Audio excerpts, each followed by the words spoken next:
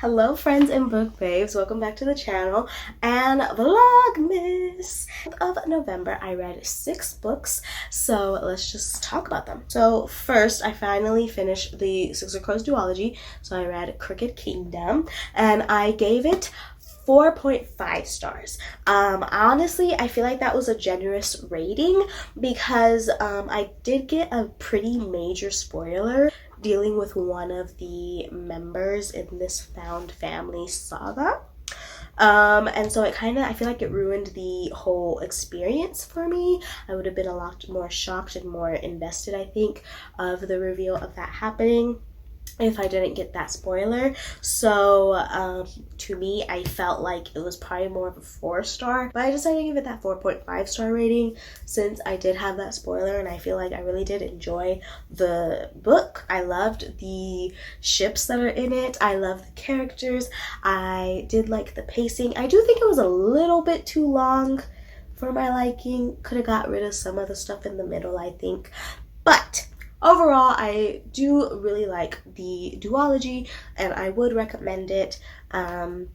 Just avoid them spoilers, guys. And then after that, I read Keeper of the Night by Kylie Lee Baker. Some Japanese folklore in it, and so this is basically about a girl named Ren who is half Japanese, half British, also meaning she is half Shimagami and half Reaper. So she basically is collecting souls for the goddess death.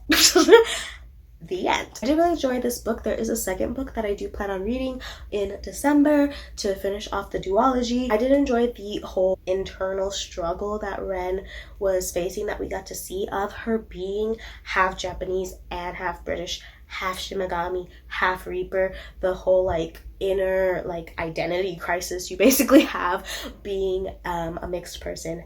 Like myself, I could relate with a lot of her mental crisis going on. So I really did enjoy that. I gave it 4 stars because I did enjoy the plot. I liked the pacing. It was pretty fast pacing, but because it was fast pacing, with some of the major plots, they kind of got resolved a little too quickly for my taste, to where it was okay, was that even an issue to begin with? Be for real. And I also wasn't truly invested in the story, so that's why I gave it a 4-star rating, but I do plan on reading the second one.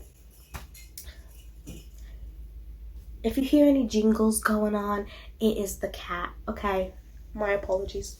Then I finally finished the Kingdom of the Wicked trilogy by finishing the last book, and that is Kingdom of the Feared. So this is following the events straight after what happens at the end of the second one. And I have to say, if you don't know, I have not really enjoyed this series that much, but I think the third one is my favorite out of the whole series. The pacing was a lot faster, and I didn't feel like there was so much tedious over-explaining of things that I didn't need to read about or know. The main substance of this book was the smut and the smut only. You can tell with the second book, because there was just so much with the second book of a whole will they, won't they have sex type of scenarios that were just constantly happening all the time. And then in this one, they're just constantly doing it all the time. It just gave vibes of the author wanted to actually write erotica, but felt like she wouldn't be taken seriously, so she just made up a plot to justify all the smut she wants to write about, which I feel like it would have just been a lot better if she had just done a erotic novella and called it a day. The erotic novella could have still been about a witch and a demon, and it would have been fine, So I don't know. I did enjoy the plot a lot more, and I liked that it was a lot faster paced, but it just, I had 3 stars. 3 stars. I would give the overall series maybe 2.5. 2.5 stars. And then I read a Kindle Unlimited book called Accidentally in Love with You. Now, this one is kind of a short story. It's not necessarily a novella. It's a little longer than that. It is kind of a shorter story.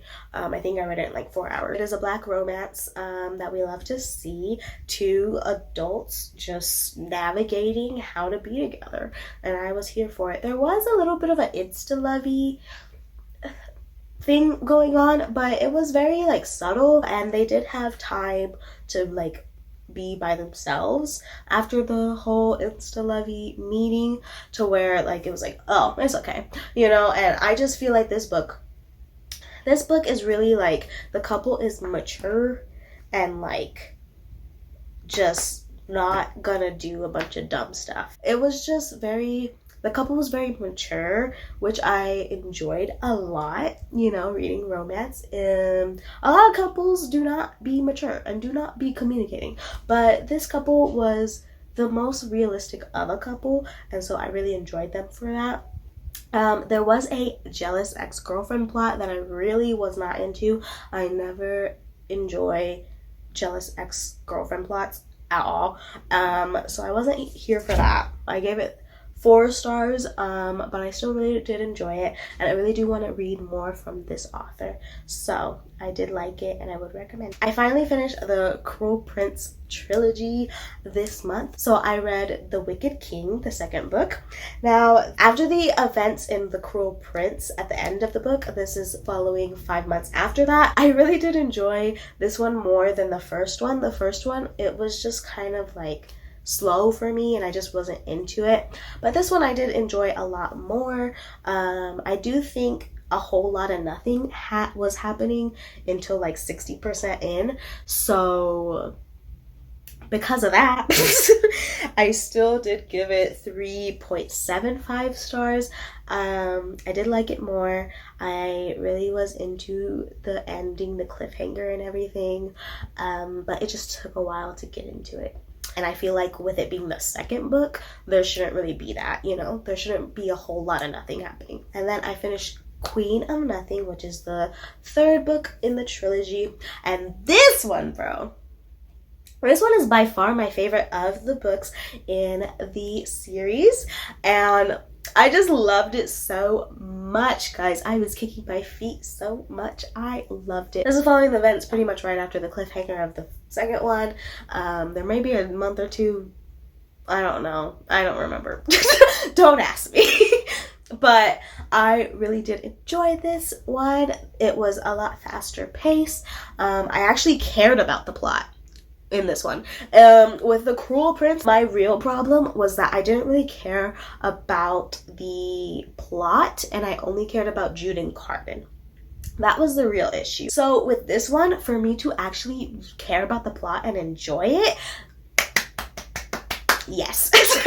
I was loving the plot, loving the pacing, loving Jude and Carden so much. I feel like we weren't staying in a specific scenario for too long or anything like that, which is the main issues I had with the other two. And I really did love it. I gave it 4.75 stars because it wasn't giving me that like 5-star feel. And then also, I don't know, I feel like the epilogue should have been a regular chapter, and then there should have been another epilogue because I really wanted to see more of them. But I did like how it ended. But I missed them. I missed them. I went from not really caring about them to already missing them. And that's a good book in my opinion. That is a good book to read. So, yeah. But that is all the books I read this November, guys. I apologize for my voice. I'm having some sinus issues, allergies, and all that stuff going on. So I apologize for my voice in this video, but I hope you enjoyed this video. Let me know down below in the comments your opinions on any of these books I mentioned, if you've read them, and also what you read in the month of November, and also what you're looking forward to for Vlogmas and what you want to see from me for Vlogmas as well. So anyways, like and subscribe, and I will see you next time. Bye!